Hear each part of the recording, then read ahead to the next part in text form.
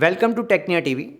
I, Dr. Sachin Sabharwal, faculty of Department of Management Sciences of Technia Institute of Advanced Studies, is going to present a lecture on methods of national income. There are three methods of calculating national income. First one is product method or production method. This approach is also known as final product approach. The final product approach involves the estimation of the market value of final goods and services produced in the economy in a given period. That is, the sum of all the goods and services being produced in the boundaries of the country in a given period, that is a year. Then the steps of finding the final product approach. The first one is the market value of all goods and services produced within the country gives the estimate of GDP or gross domestic product at market price. It is GDP at MP because it includes the depreciation part as well as it is included all the products and services being produced within the domestic territories of the country. So it is domestic. And market price because it involves or it includes the indirect taxes as well as the subsidies part by the government. Second, the addition of net factor income from abroad in GDP at MP gives GNP or gross national product at market price. Then the deduction of depreciation from GNP at market price provides net national product at market price. And finally, the deduction of net indirect taxes, that is indirect taxes minus subsidies, will give the net national product at factor cost, which is known as the national income. The formula for calculating the product method, the national income at product method, is summation of all the goods and services or the final value of all the goods and services in an economy is added. Then in that, depreciation is subtracted, net factor income from abroad is added, and finally net indirect taxes is subtracted to get the national income. Then the problem of double counting. The calculation of national income through final product approach considers the market value of final goods and services. Final goods and services means the goods and services are not meant for either any further processing or for resale. That is, it is meant for final consumption only. Then the value of intermediate goods is not included. If the value of intermediate goods is included, then it will lead to double counting. So double counting means the consideration of certain items more than once, which leads to overestimation of national income. So to avoid this, we can do two things. First, we should take the final value of goods and services produced, or we should add the value added at each stage, that is transferring from one person to another person. We should take value added, and the value added can be taken as value of output minus intermediate consumption. Both these types or both these methods will give the final result that will not lead to the double counting problem. The second method of calculating national income is income method.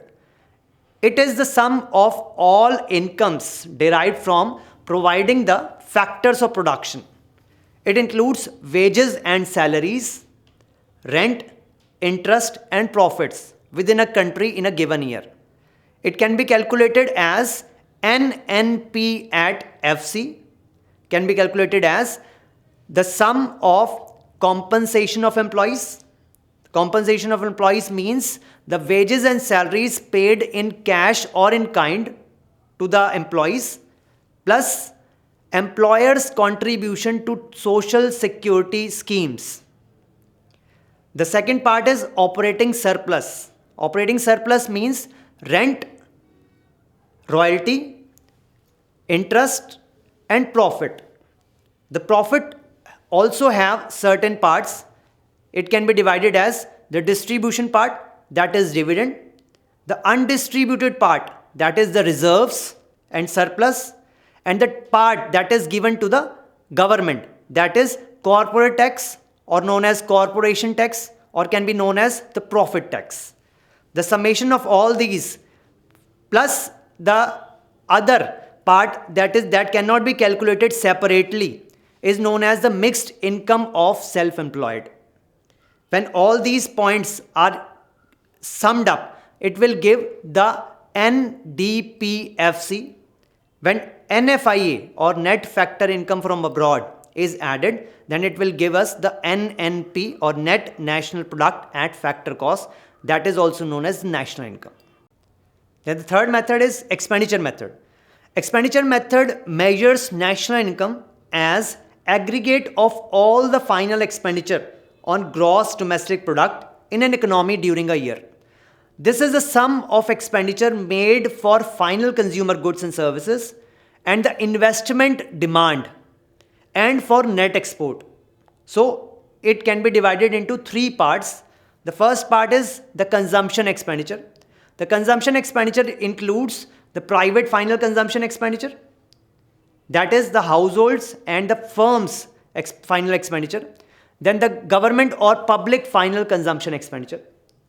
The second part is the gross domestic capital formation. It can be divided into other subparts. Gross domestic capital formation can be calculated by summing up the private investment expenditure, public or government investment expenditure, and the household construction activities, plus the current part, that is the inventory investment. When all these are summed up, then it is known as gross domestic capital formation. And in all the two parts, that is the investment expenditure plus the consumption expenditure, if we added up the net exports, that is exports minus imports, then it will give us the gross domestic capital or the gross domestic product at market price. Therefore, after this, we have to deduct the depreciation part, which is known as the consumption of fixed capital. Then we have to add net factor income from abroad, and we have to subtract the net indirect taxes to get net national product at factor cost or the national income. Therefore, the sum of total income equals the